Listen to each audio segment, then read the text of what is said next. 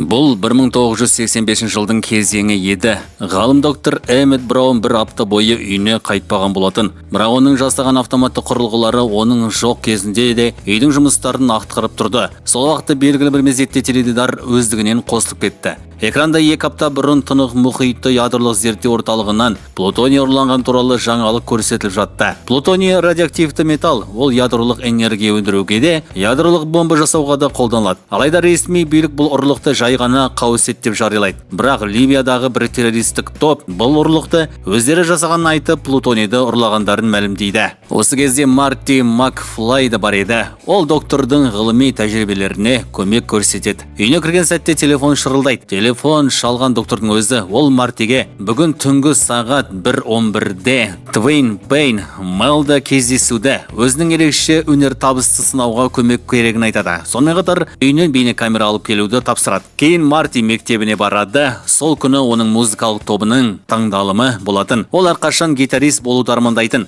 Бірақ ол ойнаған рок музыкасын қазылар шу деп қабылдап, оны қабылдамайды. Марти көңілі түсіп, сүйіктісі Дженнифермен бірге мектептен шығады. Дженнифер оны жігерлендіріп отырды. Әңгіме барысында Марти келесі күні Дженниферді әкесінің көлігімен кездесуге апарам деп уәде береді. Сол кезде бір қарт әйел қайырымдылыққа ақша жинап жүрген еді. Ол олардың артындағы сағат мұнарасын жөндеуге қаржы жинап жүрді. Бұл мұнараға 30 жыл бұрын найзағай түскен. Содан бері ол жұмыс істемей тұрған. Марти әйелдің қорабына ақша салып кетіп бара жатқанда, ол оған мұнараның тарихы жазылған парақ береді. Осы сәтте Дженнифердің әкесі келіп қызын алып кетеді. Бірақ кетер алдында Дженнифер парақтың артында әжесінің үйінің нөмірін жазып берді. Өйткені ол сол түні әжесінің үйінде болмақ еді. Марти парақты қалтасына салып үйіне қайтады. Бірақ үйге келгенде әкесінің көлігінің апатқа ұшырағанын көреді. Осылайша Дженнифермен кездесуге деген жоспары күйреді. Үйге кіргенде ол әкесі Джорджды бастығы Бифтің ұрсып жатқанын көрді.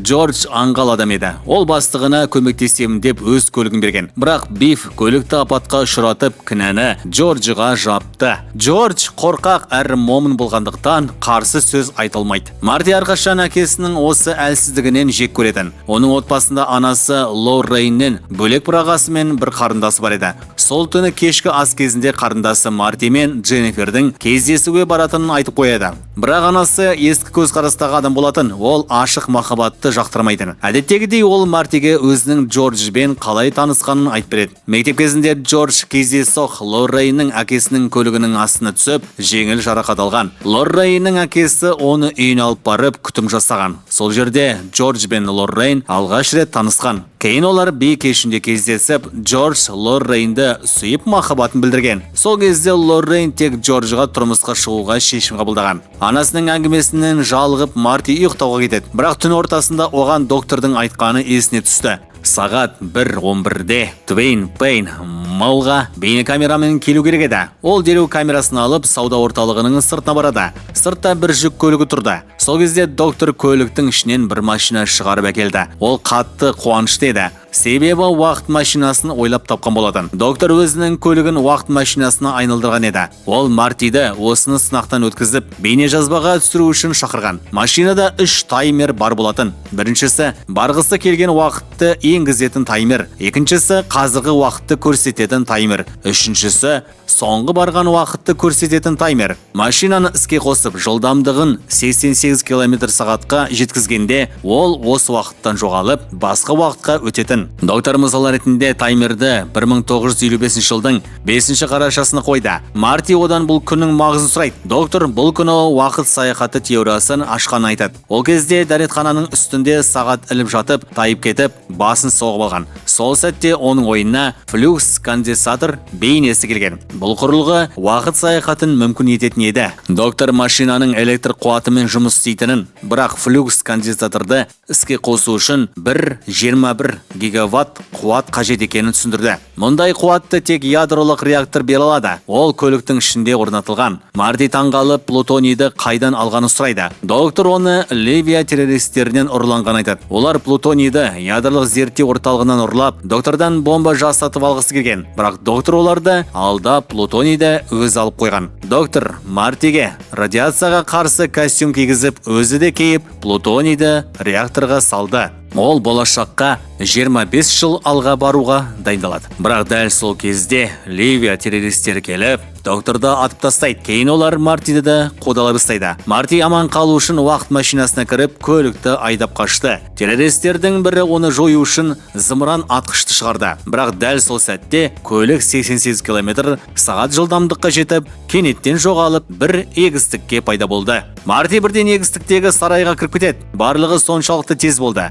Ол радиацияға қарсы костюмін шешіп үлгермейді. Көліктен шығып, теңселіп сарайдан сыртқа шыққан кезде жер иесі отбасымен бірге келді. Олар костюм киген Мартиді көріп, оны бөтен ғаламшарлық деп ойлап, оқ жаудыра бастайды. Марти қайтадан көлікке кіріп, бар жылдамдықпен қашып, үйіне қарай бет алады. Ол мұның бәрі түс қана деп өзін сендіргісі келді, бірақ көргендері оны есінен тандырды. Үй тұрған жерде тек егістікпен дала ғана бар еді. Ал Лион Эстейт компаниясы сол жерде тұрғын үйлер салуды бастап кеткен болатын. Бұл Мартидің уақыт машинасымен өткенге кеткенін дәлелдейді. Доктор демонстрация үшін көлікті 30 жыл артқа 1955 жылдың 5 қарашасына қойып кеткендіктен Марти дәл сол уақытқа түсті. Ол дереу көлікті іске қосып, осы уақытында қайтқысы келді, бірақ стартер істемей қалады. Сонымен қатар плутоний отыны да бітіп қалған еді. Флюкс конденсаторсыз қайту мүмкін емес болатын. Оның үстіне қазіргі уақытта доктор қайтыс болған. Сондықтан көмек күтуге болмайды. Бірақ Марти ойланды. Бұл кезеңде доктор тірі болу тиіс. Марти көлікті бұталардың арасына жасырып, қалаға қарай жаяу шықты. Ескі қаланың тұрмысын көріп таңғалды. Сол кезде мұнарадағы сағат әлі жұмыс істеп тұрған еді. Ол телефон анықтамасынан доктордың мекен жайын тауып алады. Дүкеннің шықпас бұрын бір шынаяқ кофе алды. Осы кезде ішке бірнеше жігіт кіреді. Олардың бірі әкесінің болашақ бастығы Биф еді. Олар жанындағы бір жігітті қыспақ қалады. Ол Мартидің болашақ әкесі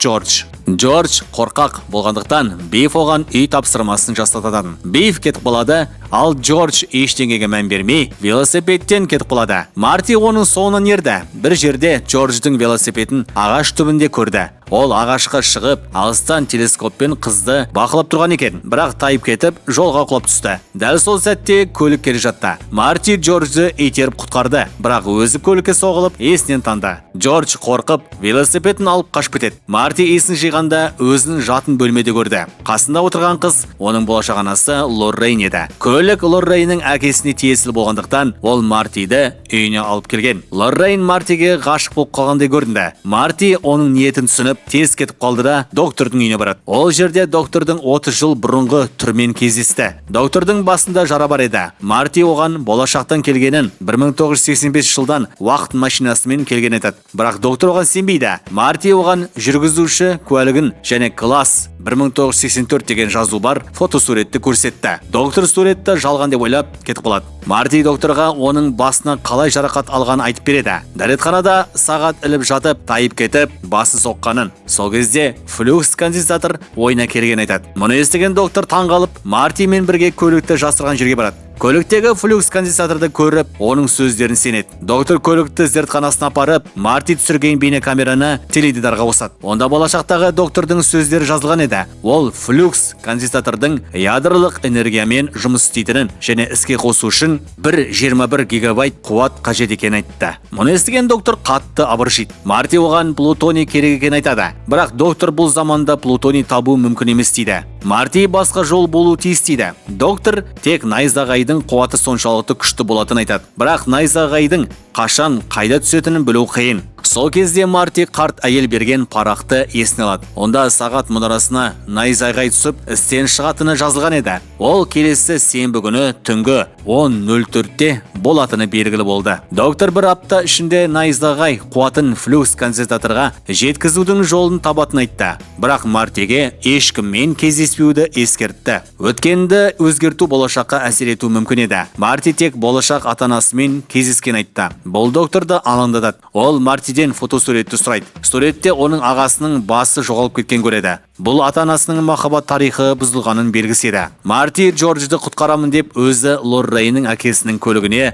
соғылғандықтан, Лоррейннің әкесі оны үйіне алып кеткен еді. Осы себептен Джордж бен Лоррейн алғаш рет кездеспей қалған. Демек, олардың арасында махаббат та болмайды, үйленбейді. Ал егер үйленбесе, Марти мен оның бауырлары дүниеге келмейді. Сондықтан олардың болмысы біртіндеп жоғала бастайды. Марти ең кенжесі болғандықтан, оның кезегі соңында келетін еді. Бұл жағдай оны қатты алаңдатты. Енді ол Джордж бен Лоррейнді қайтадан кездестіріп, олардың махаббатын бастауға мәжбүр болды. Келесі күні таңертең доктор екеуі мектепке барып, Джордж бен Лоррейнді қайта жақындатуға тырысады. Мектепте балалар Джорджды мазақтап жатады, ал ол қорқақ болғандықтан тек күліп қана отырады. Доктор Мартиден сенің анаң қалайша осы жігітке ғашық болды деп таңданды. Марти де мұны ешқашан түсінбеген айтады. Доктордың ойынша бұл Флоренс Найтингейл эффектісі болуы мүмкін еді. Жарақат алған Джорджды үйіне алып келгенде Лоррейн оған жанашырлық танытып, уақыт өте келе махаббатқа айналған. Марти ата-анасының би кешінде қосуға бел буды. Сол күні ол кафетерияда